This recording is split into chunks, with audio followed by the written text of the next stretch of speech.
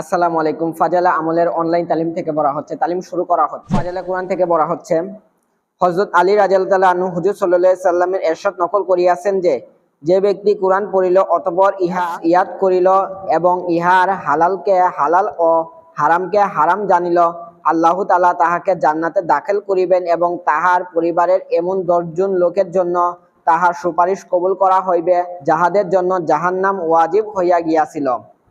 ইনশাআল্লাহ প্রত্যেক মুমিন জান্নাতে প্রবেশ করিবেই, যদিও বদ আমলের শাস্তি ভোগ করিয়া হোক না কেন। কিন্তু হাফেজদের ফজিলত হইল তাহারা প্রথম হইতে জান্নাতে প্রবেশের অনুমতি পাইবেন। আর ফাসেক ফাজের কবিরা গুনাহে লিপ্ত 10 ব্যক্তির জন্য তাহাদের সুপারিশ কবুল করা হইবে, কাফেরদের জন্য নয়, কেননা তাহাদের জন্য কোনো সুপারিশ নাই। আল্লাহ তাআলা বলেন, যে ব্যক্তি আল্লাহর সহিত শরীক করে আল্লাহ তাহার উপর জান্নাতকে হারাম করিয়া দিয়াছেন এবং তাহার ঠিকানা হইল জাহান্নাম, আর জালেমদের জন্য কোনো সাহায্যকারী নাই। অন্যত এরশাদ হইয়াছে, নবী এবং মুমিনদের পক্ষে মুশরিকদের জন্য ক্ষমা চাহিবার কোনো অধিকার নাই, যদিও তাহারা আত্মীয় হয়। কুরআনের আয়াত এই বিষয়ে পরিষ্কার যে মুশরিকদের জন্য কোনো ক্ষমা নাই। কাজেই বোঝা গেল হাফেজদের সুপারিশ বলিতে ওই সকল মুসলমানদের জন্য সুপারিশ বুঝানো হইয়াছে যাহাদের গুনাহের কারণে জাহান্নামে প্রবেশ করা জরুরি হইয়া গিয়াছিল। যাহারা জাহান্নাম হইতে রক্ষা পাইতে চায় তাহারা যদি নিজেরা হাফেজ না হইয়া থাকে, এখন হেফজ করাও যদি তাহাদের জন্য সমপর না হয়, তবে অন্তপক্ষে নিজের কোনো নিকট আত্মীয়কে হাফেজ বানানো উচিত, যেন তাহার ওসিলায় সে নিজের বদ আমলের শাস্তি হইতে রক্ষা পাইতে পারে। আল্লাহ তাআলার কত বড় মেহেরবানি ওই ব্যক্তির উপর যাহার বাপ, চাচা, দাদা, নানা, মামা সকলেই হাফেজ। হে আল্লাহ, আপনি এই নিয়ামত আরো বাড়াইয়া দিন।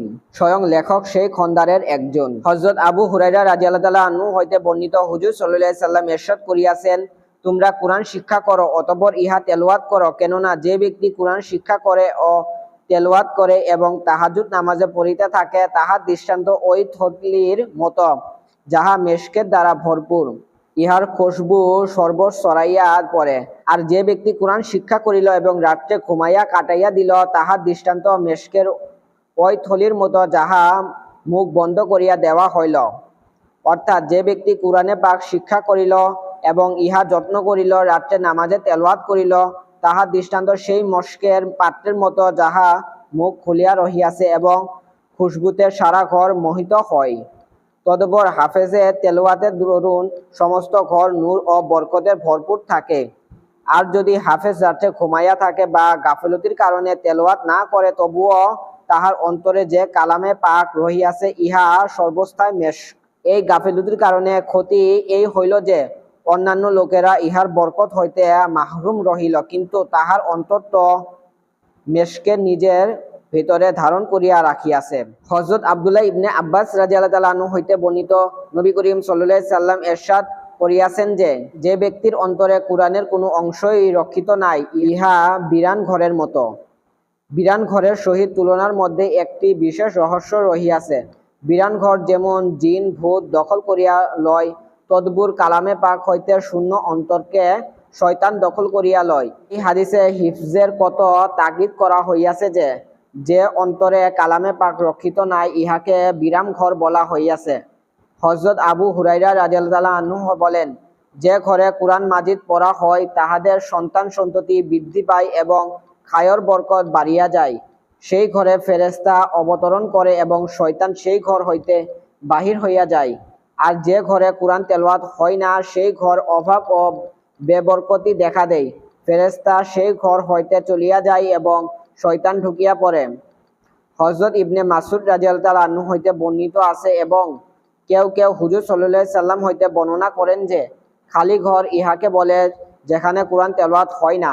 হযরত আয়েশা রাদিয়াল্লাহু তাআলা আনহা হইতে হুজুর সাল্লাল্লাহু আলাইহি সাল্লামের ইরশাদ বর্ণিত আছে যে, নামাজের ভিতর কোরআন তেলাওয়াত করা নামাজের বাহিরে তেলাওয়াত করা হইতে উত্তম, আর নামাজের বাহিরে তেলাওয়াত করা তাসবিহ এবং তাকবীর হইতে উত্তম, আর তাসবিহ পড়া সদকা করা হইতে উত্তম, আর সদকা রোজা হইতে উত্তম, আর রোজা দুজক হইতে বাঁচিবার জন্য ঢাল সংরূপ। কোরআন তেলাওয়াত জিকির হইতে উত্তম হওয়ার বিষয়টি খুবই স্পষ্ট, কারণ ইহা আল্লাহ তাআলার কালাম। আর ইহা পূর্বে জানা গিয়াছে যে অন্যান্য কালামের উপর আল্লাহ তাআলা কালামের ফজিলত এইরূপ যেরূপ স্বয়ং আল্লাহ তাআলা ফজিলত সমস্ত মখলুকের উপর। আল্লাহর জিকির সদকা হইতে উত্তম হওয়ার বিষয়টি অন্যান্য রেওয়াতেও আসিয়াছে। সদকা রোজা হইতে উত্তম, যাহা এই হাদিস দ্বারা বোঝা যায়, কিন্তু অপর কিছু রেওয়াত দ্বারা ইহা বিপরীত, অর্থাৎ রোজা উত্তম বোঝা যায়। আসলে এই পার্থক্য অবস্থাভেদে হইবে। কোনো অবস্থায় রোজা উত্তম হইবে আর কোনো অবস্থায় সদকা উত্তম হইবে। এমনিভাবে ব্যক্তি হিসাবে পার্থক্য হইবে। কোনো কোনো লোকের জন্য রোজা উত্তম। এই হাদিসে বর্ণিত সর্বনিম্ন স্তরের রোজাই যখন দুজক হইতে বাঁচিবার ঢাল সংরূপ, তখন সর্বোচ্চ আমল কুরআন তেলাওয়াত ফজিলত কি হইবে তাহা সহজেই অনুমেয়। ইমাম গাজ্জালী রহমতুল্লাহ আলাইহি ইহইয়াউল উলুম কিতাবে হযরত আলী রাদিয়াল্লাহু তাআলা আনহু হইতে নকল করিয়াছেন যে, যে ব্যক্তি নামাজে দাঁড়াইয়া কুরআন পড়িল সে প্রতি হরফে 100 নেকি পাইবে। যে ব্যক্তি নামাজে বসিয়া পড়িল সে প্রতি হরফে 50 নেকি পাইবে। যে নামাজের বাহিরে ওযু সহিত পড়িল সে 25 নেকি পাইবে। আর যে ওযু ছাড়া পড়িল সে 10 নেকি পাইবে।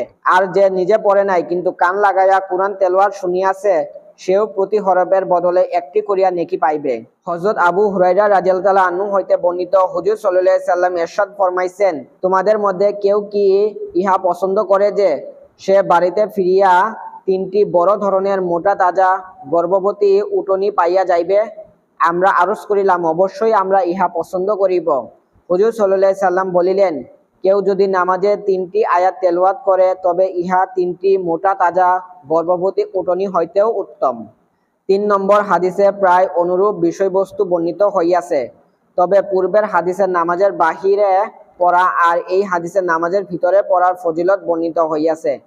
নামাজের বাহিরে পড়ার চেয়ে ভিতরে পড়া যেহেতু উত্তম, তাই এখানে গর্ভবতী উটনী উদাহরণ দেওয়া হইয়াছে। যেহেতু উত্তম তাই এখানে গর্ভবতী উটনীর উদাহরণ দেওয়া হইয়াছে।